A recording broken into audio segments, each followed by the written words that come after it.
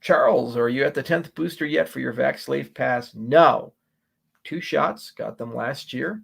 Knowing what I know now and the fact that I got Omicron, there's no reason to get a booster. No medical science behind it. Is harmful to get a booster at this point relative to the value it provides. Medicine is not free. You do something, if it's effective, it has a chance to be problematic. Every single person in medical ethics knows that. And so the whole point of the FDA is to say, well, we've crossed a threshold where we can now have the conversation. And then the whole point of a doctor with a medical license is to say their judgment is going to help you along in making an informed decision of whether you're prepared to take the potential consequences for the potential benefit. I am immune to almost every variant of COVID right now. I got COVID twice. I was twice vaccinated. Got the Delta variant, got the Omicron. Recovered both times, 2 shots. There's just fuck ton of antibodies right now floating around. And every piece of medical evidence we have that says it's over for me. Now, there might be some variant in the future. And sure, I probably contracted at some point, just like they did Omicron. But it's probably not going to be problematic for me because the immune system works this way. Or else if it didn't, Spanish flu would never go away. Okay? So there's no sense in getting another booster. It makes no sense. 0 sense. And anybody who tells you otherwise, they're not thinking clearly.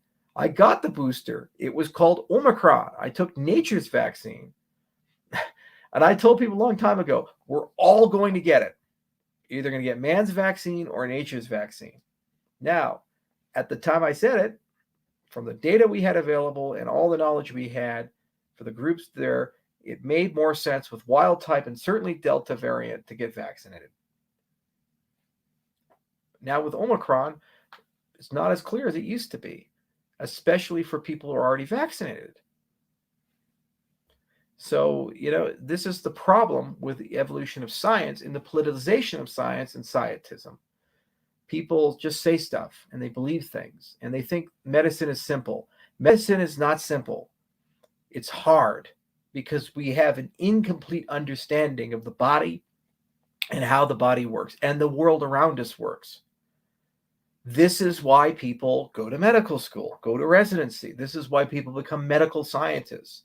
It takes many, many years to know your head from your ass and many, many more years to be good at it.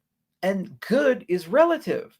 Good in that you can do better than nature, but you can't necessarily beat nature. And God, immunology is one of the hardest ones.